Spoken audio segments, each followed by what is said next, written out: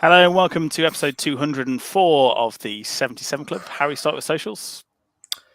The Wall 77 Club on Facebook and Instagram, at 77 Club Podcast on Twitter. YouTube, please subscribe. We're approaching 1,000 subscribers, so please do that if you haven't already. Because loads watch and don't subscribe. And Spotify, please rate that too, if you wish. 5 stars. Jack Williams is here. Hi, everybody. Well done on getting the intro correct this week, Sam. Thank you very much. Yeah, 2 out of 3 ain't bad. And if you're watching on YouTube, sorry for looking like I'm doing it from a charity shop. It's just the way it is. Anyway, so Harry, well, Chelsea away. I mean, what can we say? Diego Costa made his debut. I thought he was okay. Let's have a look at that starting 11, though. Sarr in goal, Semedo, Kilman. Gomez comes in, Johnny, Matinho, Nunes, Traore, Podence, Guedes, and as with the aforementioned Diego Costa as well. Your thoughts to begin with? I mean, I think last week we called it pretty much a free hit. Obviously, we had Steve Davis and James Collins in charge for this one, and they actually trusted Totti Gomez with a starting berth. How did you think he did? Yeah, well, first of all, I think with what we had available, they picked the exact correct team, in my opinion. We know we were on about starting the midfielder, Traore, weren't we? But he got pulled out with illness. So, yeah, no complaints about the team. It was always going to be a very tough ask. Even though Chelsea made a lot of changes, it was still going to be a very tough ask. I thought Totti on the day, even though obviously we lost 3-0, I thought he did okay, actually. He didn't look out of place, passed the ball around well. It looked okay, but for me, the first goal killed us. We were hanging on a lot first half, but we had that Nunes chance, the header, and we had a few other attacks. But as soon as that goal goes in, which for me, it was Jose Sarr that was at fault. He kind of got lobbed. His positioning was a bit weird. It just took the wind out of our sails. And although we did look a bit more promising second half, I think it was just always going to be a convincing defeat after that goal goes in at the end of the first half. Jack, I think a lot of the times we were turning to each other and saying, that's really sloppy. That's really sloppy. I think that was a story of the day, wasn't it, really? Because, it seemed like we couldn't string a pass together at some points. Yeah, I'd have been quite happy to get to half-time with it being 0-0. And to be honest, I thought we had it because they scored pretty much in the last second of extra time, didn't they? Really. And I do think if they'd had their shooting boots on a bit earlier, they probably would have scored a bit earlier on as well. To be honest, there was a few times where they just seemed to just sky it in a good chance and these sorts of things not really take their chances. But yeah, I agree. I think like once the first goal's gone in lately, then it's game over, isn't it? Because we got to score a goal ourselves to get back in it. The one thing I will say though is about you guys. I don't know if it's you, Sam or Harry. You put a team out, didn't you, on Twitter in the week, and got a bit of stick for that. Got a bit of stick for it, and it was actually only one player off. The only change was Traore for Guedes, wasn't it? I think. Yeah. So pretty much bang on, really. So that's not a bad effort at all. But yeah, with what we had, it's kind of what you could expect, really. And, you can't really argue about the result. I think Chelsea obviously did deserve to win. They created more. They had better chances. They took their chances. And we just got nothing up front as well. And what do you think about some of the substitutions? Harry, just on that, it's funny you say that because on that tweet that Sam put out, one of the criticisms was from Ad Sidaway. I actually know him. I've met him before. He's a top lad. But he was saying, how can you not have Guedes in there when he's a £30 million player? Well, if you watched him against Chelsea, Ad, I think you've answered your own question there because he got pulled off for Hodge at half-time because he was absolutely awful again. And apart from one, I think against Spurs, he had a half-decent game and maybe one other, but he has been absolutely awful, Guedes. Really bad. He's done absolutely nothing, has he? If you gave me the chance now to swap him for Trincao, I think I would. I agree. At least Trincao every now and then had glimpses of a player in him, but so far, like Chelsea away last year when he pinged that one in. So the thing is, though, if you're going to bring price tags into it, then you go, okay, well, why have you let the £36 million striker go out on loan to Anderlecht? There has to be a reason for that. It's irrelevant and to me, Guedes hasn't been anywhere near as good as I thought he would be, and I think he's probably been in the starting 11 when it hasn't really warranted it. And from what I've seen of Boubacar Traore so far, it's showing much better signs, Harry.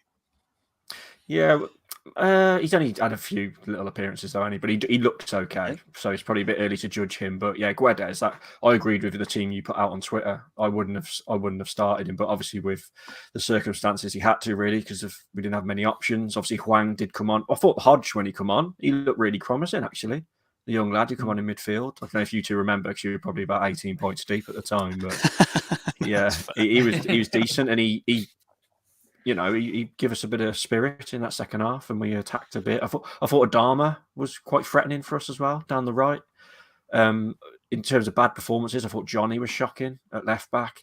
I'm going to mention Semedo for Baylis because if he was here, he was blaming Semedo for the first goal because he got beat to the header, didn't he? Got beat, but a bit harsh from Baylis again, but he has to throw that one in there. But on the day, like I say, we defended quite well first half, but that goal just took the wind out of our sails and we kind of just give up. It was kind of like Diego Costa's testimonial at times, I thought. That is a brilliant analogy. Yeah, that is so true, Jack. He had a massive great reception because when he was substituted, was it about 70 minutes or something like that? He had to walk the whole way around the pitch, basically. He had to walk the whole way around the pitch, and they were the atmosphere, the applause obviously he got was really good from the home fans and the away fans, really, to be fair. So yeah, it did have that feel about it, really. And but yeah, we just offered so little, and I think it is that cliche, isn't it, that just before half time is the worst time to score. And I think if we got in at half time, it'd still been 0-0, even though we've ridden our luck quite a bit. There'd be a bit more buzz about it. But I think just the time we conceded as well, and the fact we can't score anyway, meant we were pretty much beat, I think, from that point, as soon as that goal went in just before half time, which is depressing, really, isn't it? Can I just say, yeah, go on. Sorry, that Diego Costa thing really annoyed me when I was watching it. Why? Like, he milked that, didn't he? Like, I mean, I've got to be consistent with what I'm saying because I moaned about Jose Starr, what he did with Kevin De Bruyne in the tunnel.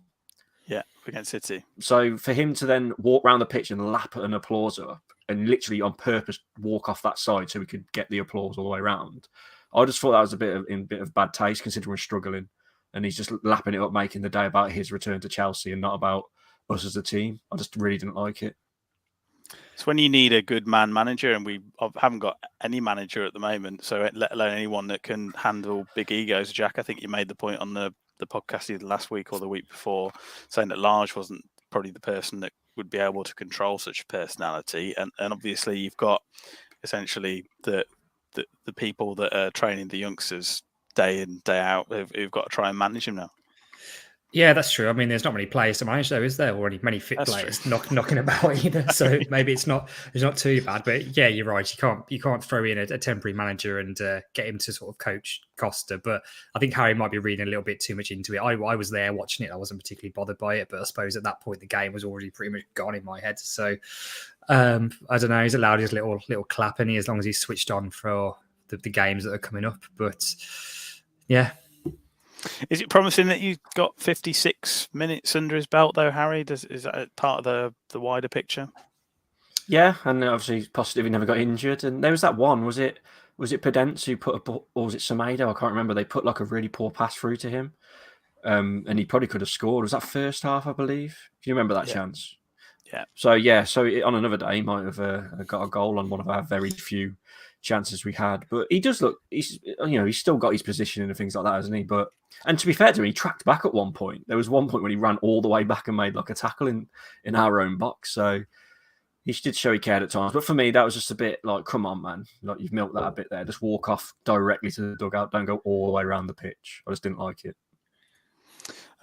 Yeah. So I completely agree. I think it was a bit of a missed opportunity where he could have played with the shackles off a little bit because, like we said last week, it was a bit of a free hit, wasn't it? But those wayward passes just cost you in the end. Does it just prove no matter what formation we played, we just still can't look like scoring anyway? I was going to say, because you said against West Ham, that formation was clearly wrong. 4-3-2-1 this time round, a little bit better, Harry. Just step in the right direction. 4-2-3-1, wasn't it? Yeah. Yeah, like I say, I had no complaints about the team at all. It's just the personnel now. Well, obviously, we were very light. We need Neves back. We need Collins back as well, don't we? But the likes of Guedes, as we've mentioned, Pedence weren't the best either. I think the only one that was really good, and that clip's been going around on Twitter, was Nunes, wasn't it? He had that one amazing run. He had that header, which he probably should have scored. But it comes to something when we're where all we can get excited about now is clips on Wolves' Twitter of him doing that. We got excited when Neto made that run and skill against Leeds. That's all we get excited about now, is when our players make skills in the middle of the pitch. That's all the Wolves Twitter team have got, man. They must be the most bored admins ever. It's like, oh, what can we do to get some likes this week? Well, Nunes ran for a little bit and kept the ball. Anything else? Nope. Oh, get it on there. Get the likes out. We can't score a bloody goal, can we? But Atol in the comments says, I have to agree, I didn't care about Sarr with Kevin De Bruyne, but the Costa thing was annoying. Hopefully he's not at Wolves just for the paycheck. I mean, he probably is a little bit, but I mean, he didn't have to be here, did he? Because he was a free agent, so it wasn't about forcing through a move or anything like that. It's just making them know you're available. But I don't know. Are you looking a bit too far into it, Harry? Possibly. Maybe, but it just annoyed me at the time watching it. That's all. Like, I don't want to get too deep into it because I don't think that many people are probably that bothered by it. But just, pull him off the side. Just get off. Don't. I just found it a bit like, oh, come on. But anyway, I want to ask you two what your day was like. You two were both in the away end. Was the atmosphere good? Let's put the weekend into perspective. So we went out on Friday night and we went to some emo thing. I did karaoke at this place. We got back. I don't know what time we got back. But then first beer, I think, was it about 11 a.m.? Yeah, we went for breakfast at 11 a.m. beer. But obviously, we've been out till the small hours the night before, so we were topping up really, weren't we? And managed to find our way to the ground. Big shout out to Claire Wolf, by the way, on Twitter, who supplied my ticket. Because I was not making any sense even before kickoff. He's like, "Where are you?" I was like, "I don't know. I can see the stadium." Thing is, lads, you have to get levered now to watch Wolves. That's the sad reality. To make it enjoyable, yeah, agree. And your weekend, you also don't feel as bad for leaving early. Sam and I left about 15 minutes early because we were going to a gig on the night anyway, and we thought we might as well beat the traffic, but got lost and just ended up doing a big lap and ended up back at the ground. Exactly where we started. Yeah, so it was like The Walking Dead. And I had to go and pick up. This is something I've never done before, but I had to go back to the club we were in on Friday night today to get my watch. Lost I left it there. Oh my god! Yeah, it must have fell off, and I was like, but they handed it in. So that was our weekend. Yeah. How was yours, Harry? Just sat and watched it in front of the telly. To be honest, the Wolves did actually ruin my weekend. Whereas, I mean, I should have come with you two, shouldn't I? To get absolutely hammered in the nightclub. But... should have done really. Yeah. Yeah, should have listen to karaoke. There was an interesting story today which ties in with Robert's comment. To me, Sellers needs to go first. Silva to Anderlecht when we're short on strikers, and then Cody to Everton with a ridiculous buyout clause and no recall option. Is he got a point there? I think it's probably a lot of fingers that we can point in a lot of people, and that they all add up, don't they? Yeah. If you're looking at particularly like lazy journalists looking for reasons why we're doing so badly this season, then those two things could be them, couldn't you? You could say, look, England defender, they're probably letting him go for $4.5 million, which is stupid, and they can't score a goal, but they've let a striker go who's banging them in for a team that are playing in Europe. It's true. It's true. Both of them are true. Those are all true. Yeah.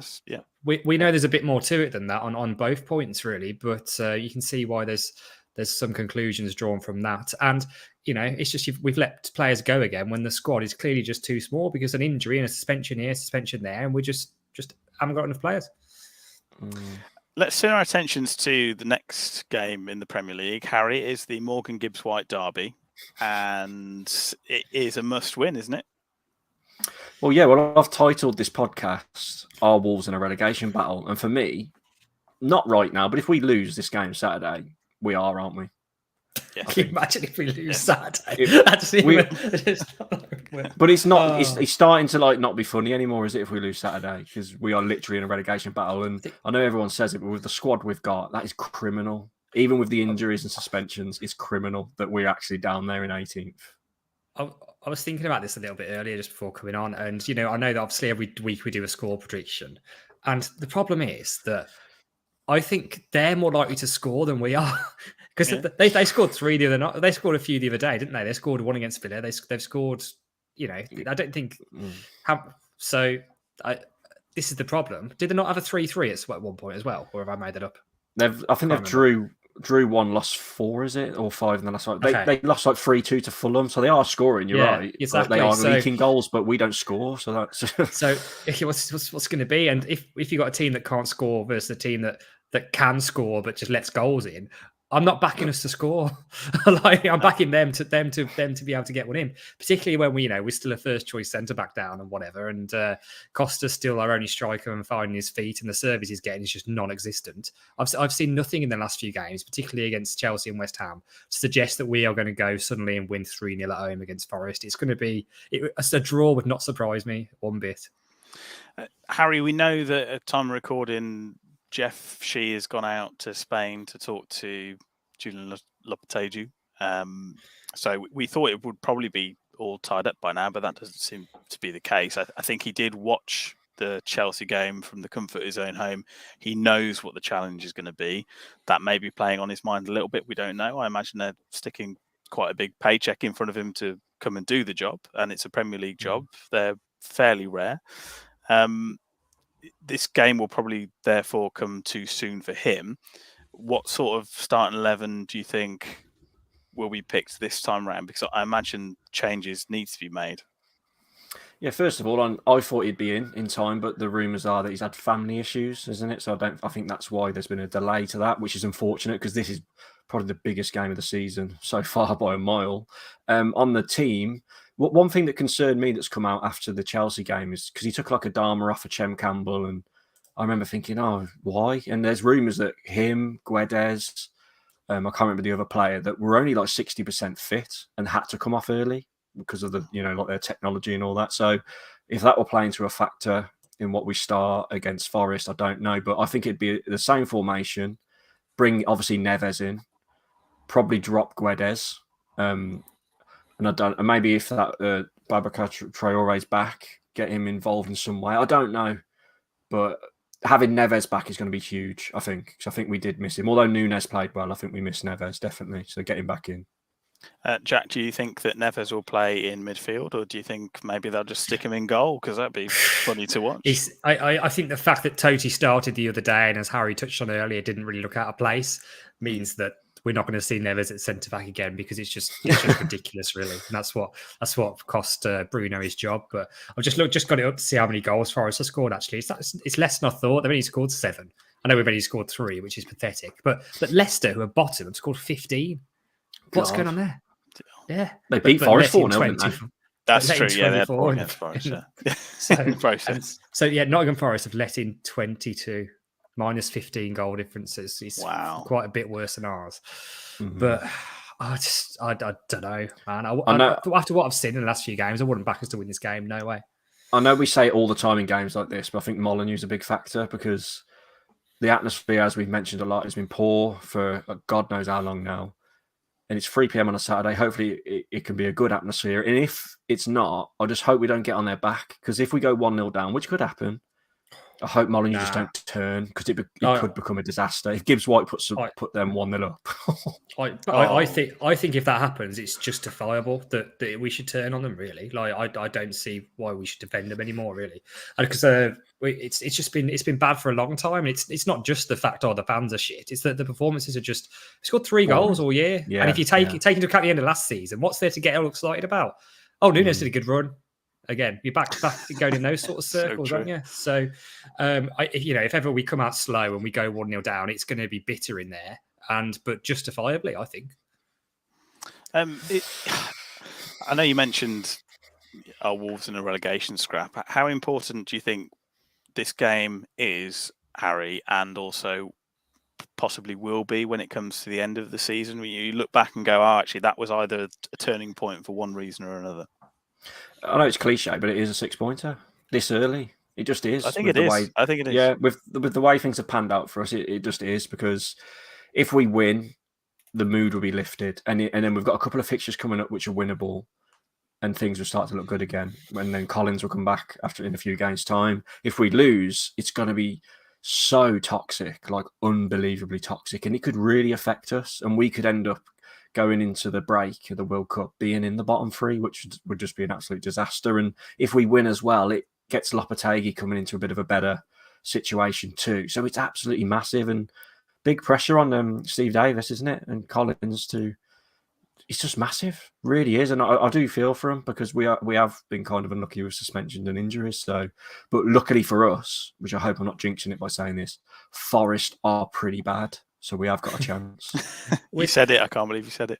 With Lopetegui, well, I need to learn how to pronounce his name. What's the official pronunciation? Do we know? I say Lopetegui. That's what I've been hearing, I think that's Lopetegui. right. But the way Sam pronounces it might be right. I don't know. I'll just go with Lopetegui. Because the way it was sounding, particularly listening to Twitter a week ago or the day after that Large went, it was basically like he signed on the line, wasn't it? And as soon as he's going to leave Seville, he was going to be here the next day and it'll all be sorted. But it's not materialised as quickly as I thought it was going to. Is there any chance of him being in place before the weekend, or not? Obviously, he wouldn't take training or anything, but just at least be in the stand at the weekend potentially, because that could give us a lift. The fact that they're playing in front of a new manager who's won trophies. Potentially in the stand, but like I said before, I don't think there's anything imminent, is it? I mean, I know it's Tuesday when we were recording this time round.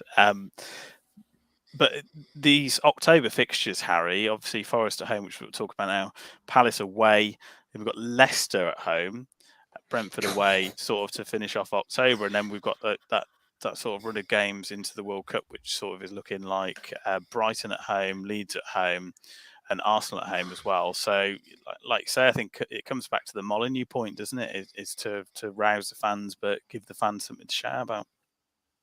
So we'll take out Arsenal out of that list you just mentioned there. All the rest are winnable. Should be. Palace away on a Tuesday night. It is a tough place to go, but we can beat them. We can. Well, you had Brighton in there. At Brentford, they got absolutely spanked by. I know Newcastle are playing well, but they got spanked the weekend. We've got to win. We've got to win 3 or 4 of these coming up, as we're in big trouble. And if we do, we'll be in mid-table, and then everything will be okay again. And Diego Costa said, didn't he? He's been quoted after Chelsea saying, our season starts next week, and that's got to be their mentality. Yeah. Yeah. They've got to stop thinking it's going to be okay. Score prediction, Jack? I don't know. 1-1. Oh, wow. That is 1-1, quite positive. Yeah. Harry?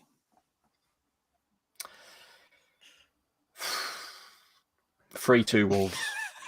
It's all such an effort, isn't it? 3-2. You think we're going to score 3 goals? We have scored 3 goals all season. Like, we're doubling our tally. Costa hat trick. That's just not happening. Like, oh dear. Right. Okay. Let's get your latest betting odds and ticket news. Go on, Jack.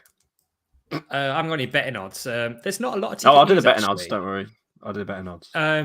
Okay. So, ticket news-wise, I think today is the last day for season ticket holders to reserve their discounted ticket for the Leeds United game in the Carabao Cup. Just FYI to anyone listening to that live, just in case you had forgotten, I think the deadline is very early on Wednesday morning, 9 o'clock tomorrow. There's a few singles knocking about for Nottingham Forest, not a lot though. Similar situation for the rest of the games coming up, really. Same thing for Leicester on the 23rd of October.